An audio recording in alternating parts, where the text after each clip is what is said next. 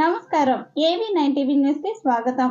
ఆంధ్రుల ఆత్మ బలిదానాలతో సాధించిన విశాఖ స్టీల్ ప్లాంట్ పరిరక్షణకు కేంద్ర రాష్ట్ర ప్రభుత్వాలు వెంటనే చర్యలు చేపట్టాలని, లేకపోతే ఐక్యోద్యమాలు ఉధృతం చేస్తామని అఖిలపక్ష కార్మిక సంఘాల నాయకులు హెచ్చరించారు.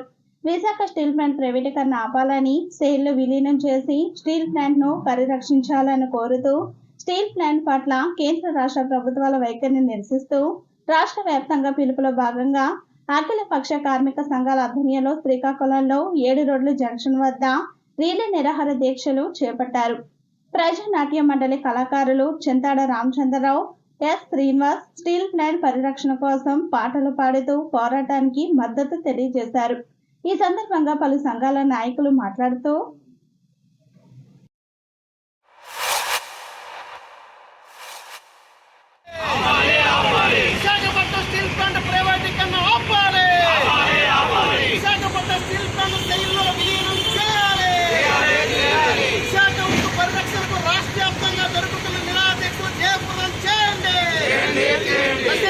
కేంద్ర బీజేపీ ప్రభుత్వ ప్రైవేటీకరణ విధానాలు విశాఖపట్నం స్టీల్ ప్లాంట్ ప్రైవేటీకరణ ఆపాలి. విశాఖ ఉక్కు ఫ్యాక్టరీని పరిరక్షించాలి. ఎన్నికల ముందు టీడీపీ ఇచ్చిన హామీ నిలబెట్టుకోవాలి. విశాఖపట్నం స్టీల్ ప్లాంట్ పూర్తి సామర్థ్యంతో నడపాలి. విశాఖపట్నం స్టీల్ ప్లాంట్ స్టీల్లో విలీనం చేయాలి. విశాఖపట్నం స్టీల్ ప్లాంట్ కు సొంత గనులు కేటాయించాలి. విశాఖపట్నం స్టీల్ ప్లాంట్ కు సొంత గనులు కేటాయించాలి.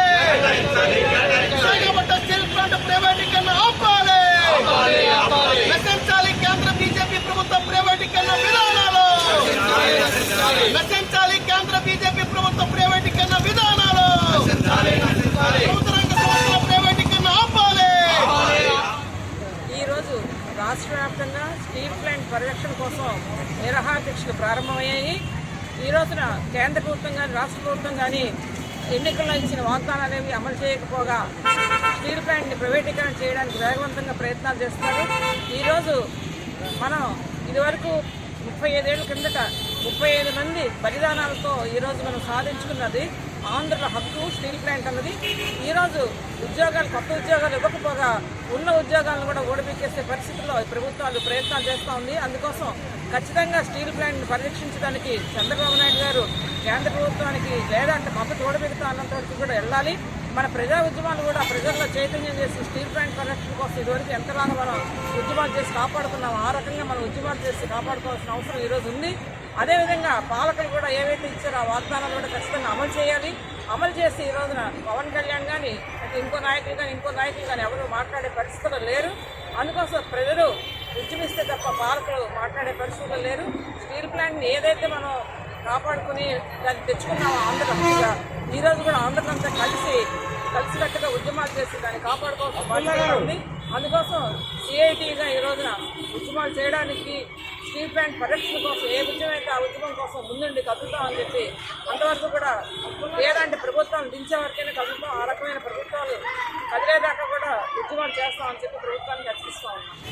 విశాఖ స్టీల్ ప్లాంట్ను ప్రైవేటీకరణ చెయ్యము అని ఎన్నికల ముందు కూటమి ప్రభుత్వం అలాగే సెంట్రల్లో ఉన్న బీజేపీ ప్రభుత్వం కూడా కేంద్ర పరిశ్రమల మంత్రి విశాఖ స్టీల్ ప్లాంట్ ప్రైవేటీకరణ చేయము అభివృద్ధి చేస్తామని ఎన్నికల తర్వాత కూడా విశాఖపట్నం వచ్చి మనకి హామీ ఇవ్వడం జరిగింది.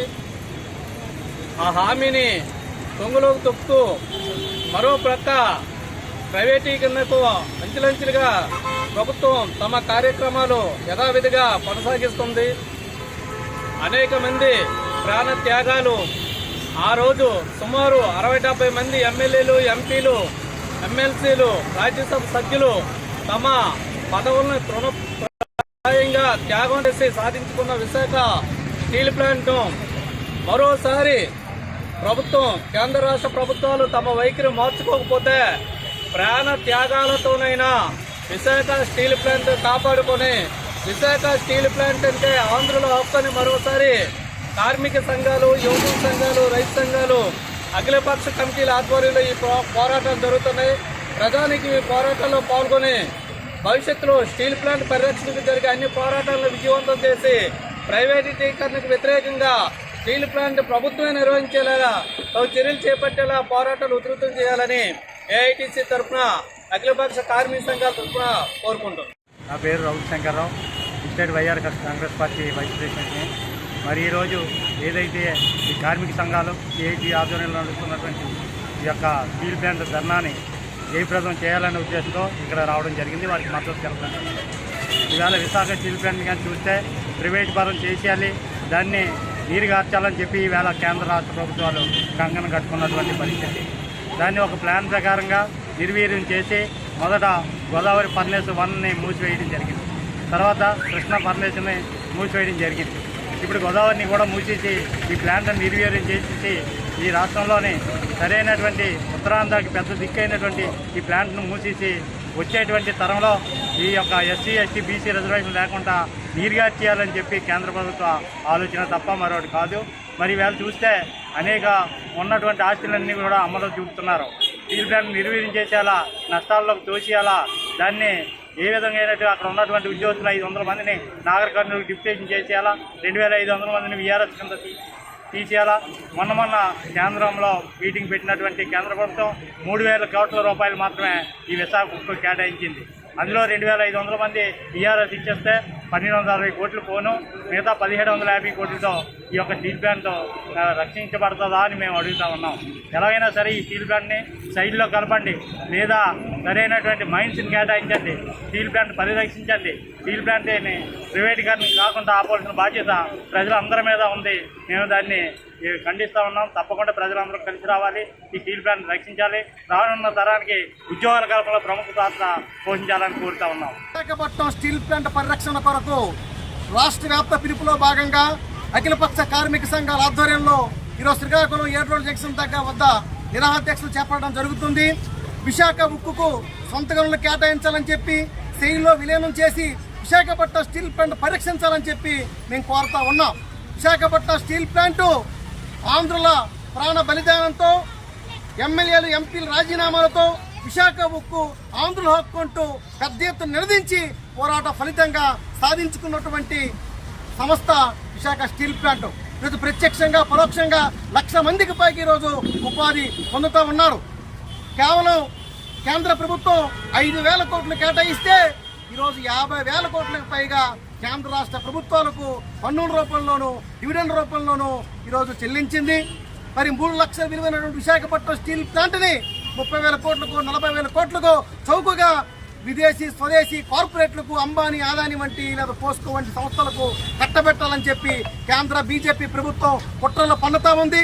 గత 3 సంవత్సరాల నుంచి మరి ఉద్యోగులు, కార్మికులు, ప్రజలు పెద్ద ఎత్తున పోరాడుతూ ఉన్నారు. ఈ ప్రైవేటీకరణ చేయకపోతే దీన్ని మూసేయాలని చెప్పి ఈరోజు కుట్రలో భాగంగానే 3 బ్లాక్ ఫర్నిచర్లు ఉంటే 2 బ్లాక్ ఫర్నిచర్ని మూసేసింది. సొంత గనులు కేటాయించడం లేదు. ఇప్పటికైనా సరే కేంద్ర బీజేపీ ప్రభుత్వం తన కుట్రలు మానుకోవాలని చెప్పి కోరుతా ఉన్నాం.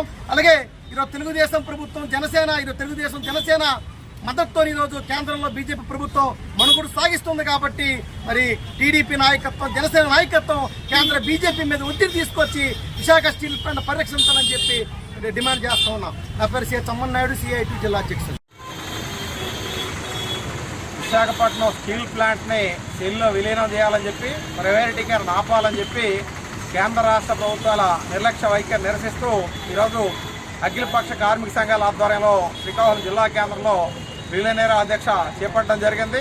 ఈరోజు విశాఖ ఉక్కు ఆంధ్రుల హక్కని అనేక పెద్ద పోరాటాలు చేసి 32 మంది ఆత్మ బలిదానాలతో 64 గ్రామాల ప్రజలు 24 ఎకరాల భూములు ఇచ్చి ఈరోజు స్టీల్ ప్లాంట్ కొనసాగుతుంది. కేంద్ర ప్రభుత్వం కేవలం 5,000 కోట్లు పెట్టుబడి ఆ రోజు ప్రారంభానికి సమకూరిస్తే ఇప్పటి వరకు స్టీల్ ప్లాంట్ నుంచి 58,000 కోట్ల రూపాయలు ఈరోజు కేంద్ర రాష్ట్ర ప్రభుత్వాలకి పన్నుల రూపంలో స్టీల్ ప్లాంట్ చెల్లించడం జరిగింది. అలాగే ఈరోజు 3 బ్లాస్ట్ ఫర్నేస్లు ఉంటుండగా 2 బ్లాస్ట్ ఫర్నేస్లను మూసివేయించి 1 బ్లాస్ట్ ఫర్నేస్లోనే ఉత్పత్తి కొనసాగించడం జరుగుతుంది. సుమారు 1,00,000 మంది ఆధారపడిన స్టీల్ ప్లాంట్ని పూర్తిగా దక్షిణ కొరియాకు సంబంధించినటువంటి పోస్కో కంపెనీకి 3 లక్షల కోట్ల రూపాయలు విలువ చేసే స్టీల్ ప్లాంట్ని కారు చౌకగా కట్టబెట్టాలని చేస్తున్న ప్రయత్నానికి ఇప్పటికే 13 రోజులు పైగా విశాఖపట్నం స్టీల్ ప్లాంట్ పరిరక్షణ పోరాట వేదిక ఆధ్వర్యంలో నిరాహారదీక్షలు కొనసాగిస్తున్న విశాఖపట్నంలో ఈరోజు మోడీ ప్రభుత్వానికి మద్దతుగా ఉన్నటువంటి టీడీపీ, జనసేన, బీజేపీ కూటమి మోడీ మీద ఒత్తిడి తెచ్చి స్టీల్ ప్లాంట్ పరిరక్షణ కోసం నిలబడతా లేదని చెప్పి ఈరోజు అఖిలపక్ష కార్మిక సంఘాల తరఫున ప్రశ్నిస్తున్నాం. ఇప్పటికైనా సరే కేంద్ర రాష్ట్ర ప్రభుత్వాలు చిత్తశుద్ధితో స్టీల్ ప్లాంట్కి సంబంధించి సొంత గనులు కేటాయించి స్టీల్ అథారిటీ ఆఫ్ ఇండియా సెయిల్లో విలీనం చేయడం ద్వారానే ఈ సమస్యకి పరిష్కారం దొరుకుతుంది.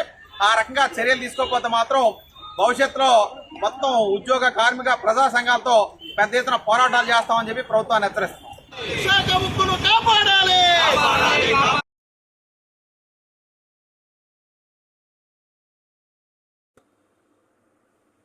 బీజేపీ మూడోసారి అధికారంలోకి వచ్చిన తర్వాత విశాఖపట్నం స్టీల్ ప్లాంట్ పరిస్థితి మరింత ఆందోళనకరంగా తయారైందని, రోజురోజుకి పరిస్థితి దిగజారిందని అన్నారు. 3 బ్లాస్ట్ ఫర్నేసుల్లో 2 బ్లాస్ట్ ఫర్నేస్ మూతపడగా విశాఖ స్టీల్ ప్లాంట్ ఉత్పత్తి సామర్థ్యం సాలీనా 73 లక్షల టన్నులు ఉండగా గత సంవత్సరం 45 లక్షల టన్నులు మాత్రమే ఉత్పత్తి చేశారని ఆందోళన వ్యక్తం చేశారు. విశాఖ స్టీల్ దేశంలోనే నాణ్యమైన డిమాండ్ ఉన్న స్టీల్ అని, కావాలని ఉత్పత్తి తగ్గించి కేంద్ర బీజేపీ విశాఖ స్టీల్ ను నష్టాల్లోకి నెట్టి ప్రైవేట్ కు అప్పగించాలని కుట్ర చేస్తుందని ఆరోపించారు. నూతన ప్రభుత్వం వచ్చిన తర్వాత విశాఖపట్నం స్టీల్ ప్లాంట్ ను కేంద్ర స్టీల్ మంత్రి కుమారస్వామి, సహాయ మంత్రి శ్రీనివాస్ వర్మలు స్టీల్ ప్లాంట్ ను సందర్శించారని, విశాఖ స్టీల్ ప్లాంట్ దేశంలోనే అత్యుత్తమైనదని అన్నారని గుర్తు చేశారు. 45 రోజుల్లో విశాఖపట్నం స్టీల్ ప్లాంట్ ను రక్షించేందుకు ప్రణాళికతో ప్రధాని మోడీని ఒప్పించి విశాఖ స్టీల్ ప్లాంట్ ను పూర్తి సామర్థ్యంతో నడిపిస్తామని ప్రకటించారని, కానీ ప్లాంట్ పరిరక్షణకు చర్యలు చేపట్టకపోగా ప్లాంట్ ను నాశనం చేయడానికి అన్ని ప్రయత్నాలు ముమ్మరం చేసిందని అన్నారు. విశాఖ స్టీల్ ప్లాంట్ పుట్టినప్పటి నుండి కేంద్ర ప్రభుత్వం పెట్టిన పెట్టుబడి కేవలం 5,000 కోట్ల రూపాయలు మాత్రమేనని, కానీ విశాఖ స్టీల్ ప్లాంట్ ఇప్పటి వరకు పన్నులు, డివిడెండ్ల రూపంలో కేంద్ర రాష్ట్ర ప్రభుత్వాలకి 58,000 కోట్ల రూపాయల పైగా చెల్లించిందని తెలిపారు. రాష్ట్రంలో అతిపెద్ద భారీ పరిశ్రమ, 64 గ్రామాల ప్రజలు, 24,000 ఎకరాల భూములను రైతులు త్యాగం చేశారని అన్నారు. 32 మంది ప్రాణ త్యాగాలతో, వామపక్ష ఎమ్మెల్యే, ఎంపీల రాజీనామాలతో ఆంధ్రప్రదేశ్ ప్రజలు విశాఖ స్టీల్ ను సాధించుకున్నారని గుర్తు చేశారు. ఈ దీక్షలలో సిఐటి జిల్లా అధ్యక్ష, ప్రధాన కార్యదర్శులు సిహెచ్ అమర్నాయుడు, పి తేజేశ్వరరావు, జిల్లా ఉపాధ్యక్షులు కె నాగమణి, ఏఐటియుసి జిల్లా ప్రధాన కార్యదర్శి హనాపాన షణ్ముఖరావు, చిక్కల గోవిందరావు, వైఎస్ఆర్ టియు జిల్లా ఉపాధ్యక్షులు రౌతు శంకర్రావు, ఎస్ వెంకట్రావు, సాహితీ స్రవంతి, జిల్లా ప్రధాన కార్యదర్శి K Srinivas, steel plant union నాయకులు కోన వెంకట్రావు, సిఐటి జిల్లా నాయకులు B Krishnamurthy, Allu Mahalakshmi, NV Ramana, M Adinarayanamurthy, R Prakasarao, P Gopi, Nagarjuna, Agrichem employees union అధ్యక్ష, ప్రధాన కార్యదర్శులు A Satyanarayana, N Nageswararao, municipal workers union జిల్లా కార్యదర్శి N Balaram, medical reps union నాయకులు బి వెంకట్ తదితరులు పాల్గొన్నారు.